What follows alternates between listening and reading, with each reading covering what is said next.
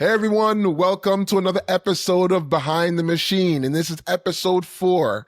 And in this episode, you're going to be excited. And if you're planning events, it's for you. If anyhow you're planning events or any galas, anything coming up, especially for the fall coming up, for the new year 2026 coming up, you're going to want to be on this podcast because we're talking about event audio secrets.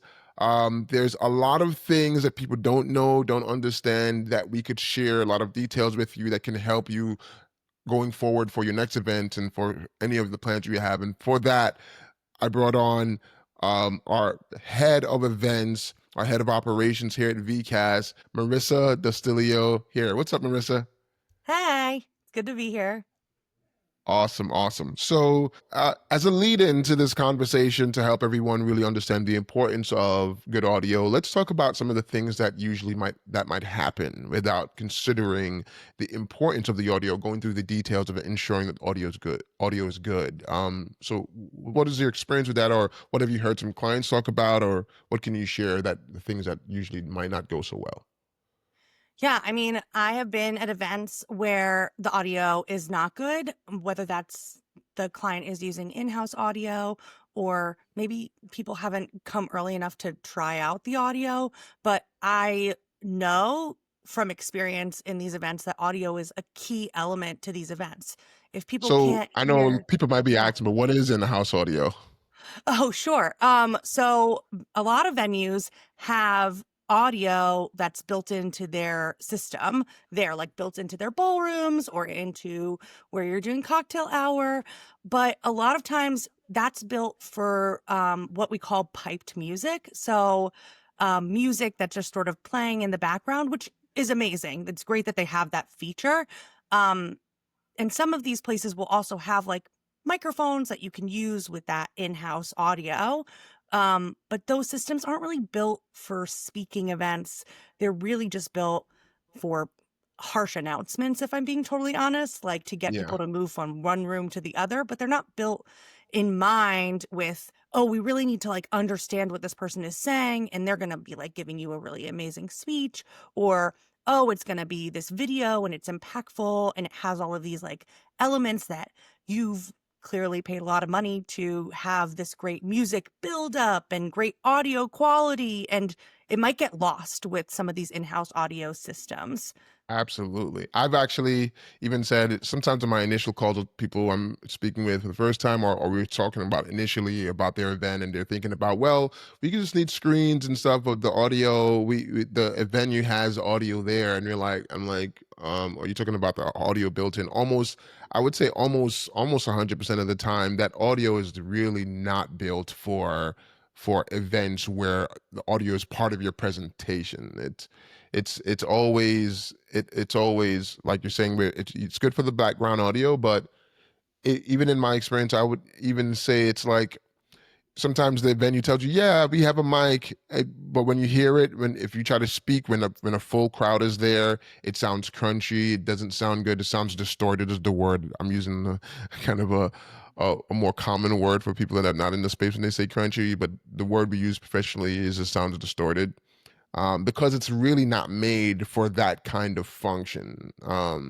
And sometimes the venue wants you to use it as a means for you to save money, but at the end of the day, it could hurt you, right? Especially if you're going to be raising money, or if people connecting or understanding any kind of presentation is important, you're going to have issues. Like I remember, I don't know if you have some of this clients come to you when they're coming to you from a previous experience, but I've had some new clients with tell us that their previous event, people were complaining from the event that they couldn't hear the speaker or hear some video that played. Have you heard some of that?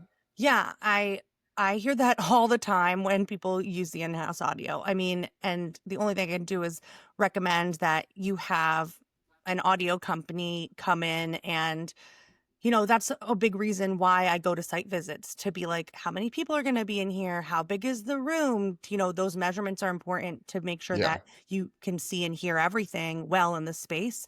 So having those things and having a team that comes early and tests that and make sure that the audio sounds great and is looking at your video and those people are coming early too. I think that's another element to this is What like, about those funky room shapes? yeah, funky Ooh, and room some shapes can definitely, if it's rounded, if they have they don't have carpeting. Oh man, like we go through so much testing when I'm there. That's a big part of my role is like standing in the middle of the room with the audio guy and being like, hey, this speaker isn't syncing with that speaker. And let's make sure that all of this sounds good from every seat in the house. I'm going to each table and sort of like yeah. hovering over it to make sure everyone's experience is identical in the space.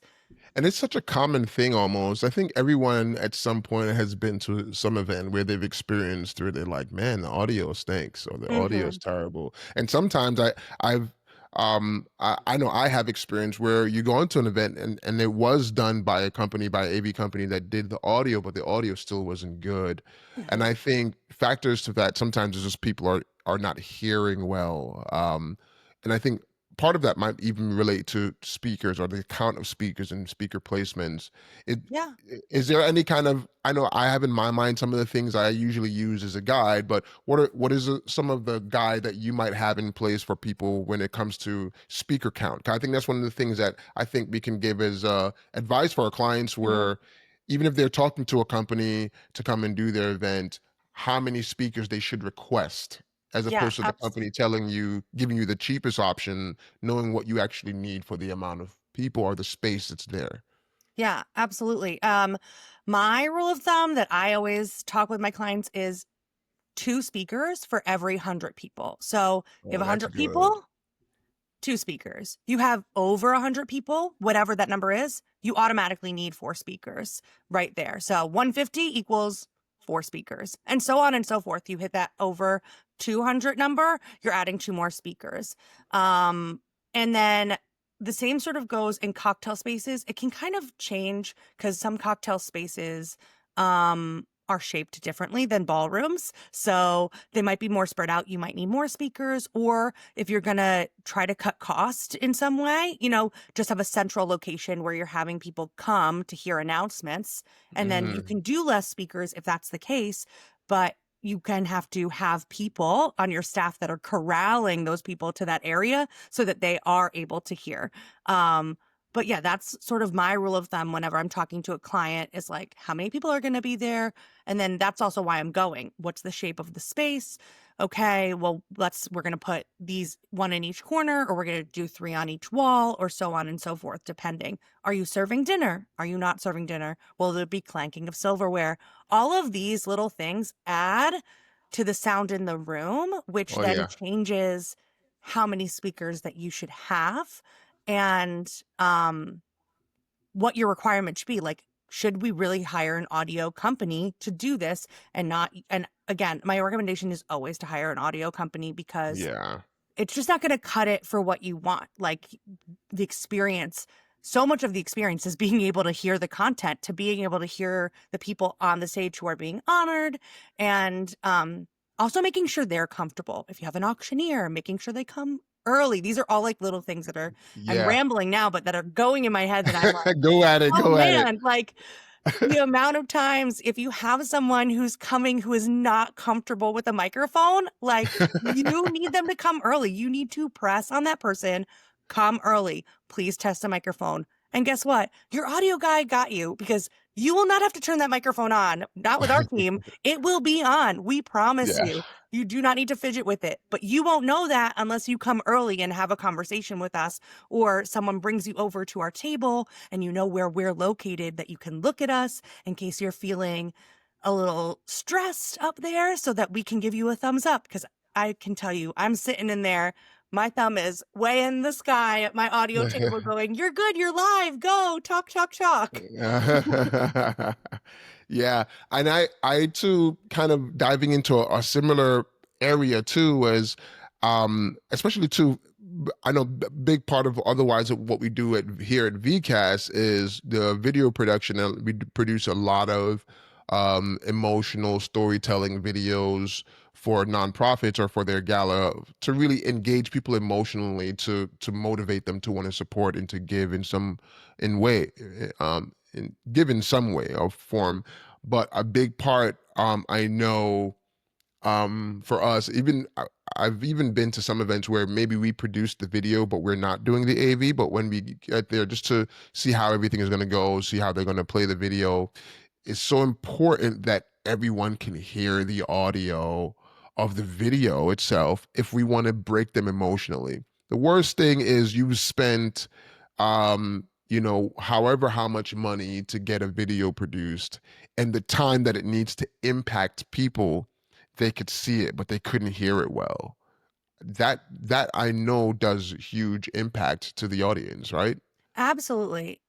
100%. And I think also having good audio, what it helps you with is settling people down, right? To hear the video, I can tell you the amount of times that there hasn't really been audio like you're saying, and then they don't have someone who's can make an announcement because they didn't factor that in. And then maybe, oh my goodness, the CEO or the president has to go up and be like, it's time to be quiet and focus your attention. And, because they might want to start with a video at the top of the program or something like to really get everyone's attention. But people are chattering and there's no way for people to like say, please sit down, take your seats, focus your Yeah. attention at the screens So, And it's yeah. interesting because I remember a couple weeks ago too.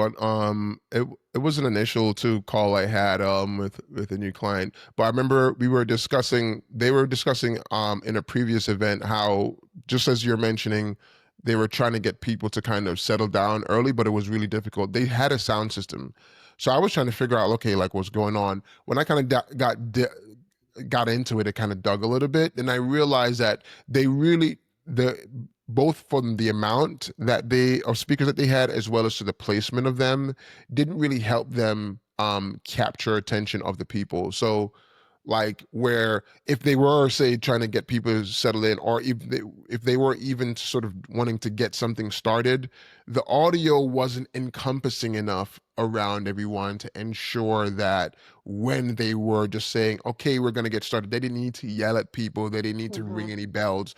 The audio already interrupted all the conversation, but the Yeah. placement of them may not have done that, or the amount. And I think you would like to use the word frequency. I think that's a big part of it. So, on a technical term, but we can get into that in another instance. But that's a big part of what the audio people are doing. They're sort of penetrating through the room with the sound to focus people's attention at the screens. And like when I'm there and Or we're the doing the stage. testing, yeah, beforehand, it sounds really loud, but with all those people in that room and all the different elements that are It needs to happening, it cut has through. to be that loud. You need to hear it like basically in the hallway for it to sound impactful in the room. And it's not hurting your eardrums. It won't feel like that. It will feel all encompassing. It's going to make you feel something inside, which is the goal of these videos or the client stories of people that are up there. You want to be able to hear everything that they're saying. And then, Yeah. yeah, auctioneers is a whole nother element. But like, if you Yeah. have an auctioneer, like they're talking quickly, it needs to be clear, it needs to be crisp, it needs to be entertaining. And it's not any of those things if they sound muddy and washed out and you Yeah. can't understand what they're saying. Yeah. It's like I like the word how you mentioned it, but I would say a word that I think any of you watching this, you can talk to your teams, your audio professionals, whoever it is, and just tell them that you want the audio. A good word to use with them is to cut through. Hmm. You want it to cut through without necessarily bleeding people's ears, but it needs to cut through. One, I'll use a technical. I'll curb Marissa, but I'll use a kind of technical guidance in general with good audio. Is one of the best ways to make audio not feel like it's tearing eardrums, but make it still be loud enough is the quantity. When you have good amount of quantity, you can cut through to letting people hear the details without it having to be that loud. But Hmm. without enough, it's not going to cut through. So It's true. that's a good term. You use that with your team. You want the audio to be clear enough without being that loud that it cuts through noise. It interrupts conversations. It interrupts disruptions without having to scream or to have a Hmm. super loud sound, I for agree. sure. 100%. Okay, so let's talk about some of the sort of prep things. And you mentioned it briefly a little bit, but those people coming early or testing the mics or Mm. things of that nature. Yeah, Your I audio mean, team. something I press on my clients regularly is give me a list of your speakers. You know, we have a run of show, but like, have they talked in a microphone before? Have they hosted your event before? Have they done your auction items before? Because I would say a lot of these people, they change out throughout the year, right? That's what makes the event interesting is like using a new person or having something exciting like that. Um, but having them come early to test the microphones is hugely important. I don't know how to press that any further, but like if they have not used a microphone, you do not want them up there sort of unaware of No. what's happening or like Is this talking thing too working? close or yeah, yeah. Is this Is thing it on? working? Yeah. You definitely just want it to feel like flowing and professional. That's like the biggest element of this is professional. And some people have like I work with organizations that have children who are speaking up there or Yeah. receiving awards and stuff. And I think that's a huge element as well. Like have them come early, have them come meet me, have them come meet my team so they feel comfortable. Just asking questions so that they can go up there and speak and look their best without feeling nervous. Awesome, awesome. And one quick tidbit I think I could add. I think we always do this in our events too. Is to have a backup, Mm. backup mics. Oh yeah. Things can happen with mics, and the word that Marissa was curbing me on earlier on frequency is things can happen with frequencies too Mhm. that can be a little bit out of control. We can generally we do all we can to make sure it doesn't happen. That's why we don't have that kind of experience or reputation. But in general, frequencies are public. People in the area can choose to use whatever frequencies they like. So things can happen. However, and you have a backup plan, you have a backup mic. If anything happens, you can always swap mics quickly.